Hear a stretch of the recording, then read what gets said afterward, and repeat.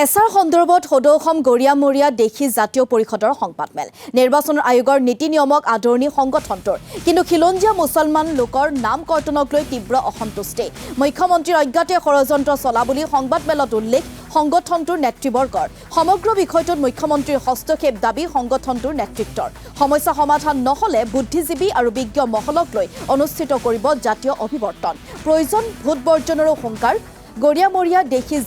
জাতীয় পৰিষদৰ সংবাদমেলত সংগঠনটোৰ নেতৃবৰ্গই কয় অসমত প্ৰায়সমূহ জিলাতেই গৰিয়ামৰীয়া তথা খিলঞ্জীয়া লোকৰ নাম বিদেশী বুলি কৰ্তন কৰা হৈছে এয়া এক ৰাজনৈতিক ষড়যন্ত্ৰ আনকি মুক্তিযোদ্ধাৰ পৰিয়ালৰো নাম কৰ্তন কৰা হৈছে বুলিও তেওঁলোকে সংবাদমেলত অভিযোগ কৰিলে আপুনি 24 ঘণ্টাৰ ভিতৰত ইয়াৰ ওপৰত ব্যৱস্থা লওক আপুনি নজনাকৈ আপুনি কৈ আছে এই সকলৰ নাম কৰ্তন কৰা নাই সমান্তৰালভাৱে এই সকল লোকৰ ওপৰত নটিচ গৈ আছে আৰু নাম কৰ্তন কৰি থকা হৈছে গতিকে এই যিটো ষড়যন্ত্ৰকাৰীসকল কোন আচলতে আৰু আমি দেখিছোঁ বিভিন্ন সময়ত যিসকল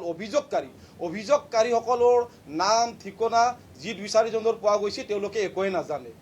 যে তেওঁলোকৰ নামত তেওঁলোকৰ নাম ব্যৱহাৰ কৰি তেওঁলোকৰ ঠিকনা ব্যৱহাৰ কৰি কোন এইসকল লোক যিসকল লোকে এই অভিযোগ হৈছে অভিযোগকাৰীসকল কোন গতিকে মুখ্যমন্ত্ৰী মহোদয়ে ব্যৱস্থা ল'ব লাগে এই অভিযোগকাৰীসকলৰ ওপৰত 24 ঘণ্টাৰ ভিতৰত বিহিত ব্যৱস্থা ল'ব লাগে এই অভিযোগকাৰীসকল কোন আৰু এই অভিযোগকাৰীসকলৰ এটা সুসম্পৰ্ক আছে নেকি নিৰ্বাচন আয়োগৰ লগত য'ত নেকি আজি থলুৱা ইছলাম ধৰ্মীসকল অসমৰ প্ৰতিটো সংকটৰ সময়ত অসমীয়া জাতিৰ প্ৰতিটো সংকটৰ সময়ত অসমীয়া জাতি গঠন প্ৰক্ৰিয়াৰ পৰাই আজিলৈকে এই অসমীয়া জাতিৰ অবিচ্ছেদ্য অংগ এই গৰিয়ামৰীয়া দেশীসকলক অকল ধৰ্মটো ইছলাম হোৱাৰ কাৰণে এনেকুৱা ধৰণৰ ষড়যন্ত্ৰ কিয় কৰা হ'ল এইটো সদৌ অসম গৰিয়ামৰীয়া দেশী জাতীয় পৰিষদৰ দাবী বৰ্তমানৰ মুখ্যমন্ত্ৰীজনত যিজন মুখ্যমন্ত্ৰীয়ে কৈ আছে অসমৰ এই থলুৱা জনগোষ্ঠীকেইটাক খিলঞ্জীয়াৰ স্বীকৃতি প্ৰদান কৰিছিল যি জনগোষ্ঠীকেইটাৰ কাৰণে তেওঁ হেৰি কৰিছিলে সুকীয়া জৰীপৰ কথা কৈ আছে সেইখিনি সময়তে তেওঁ এই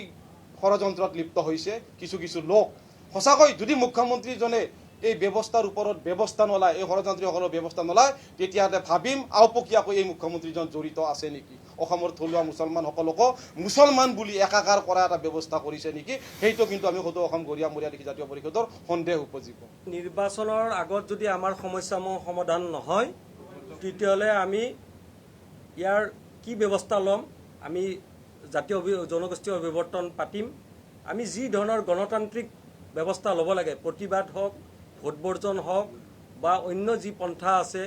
এই পন্থাবিলাক লোৱাৰ কাৰণে আমি কিন্তু পিছ নুহুকিম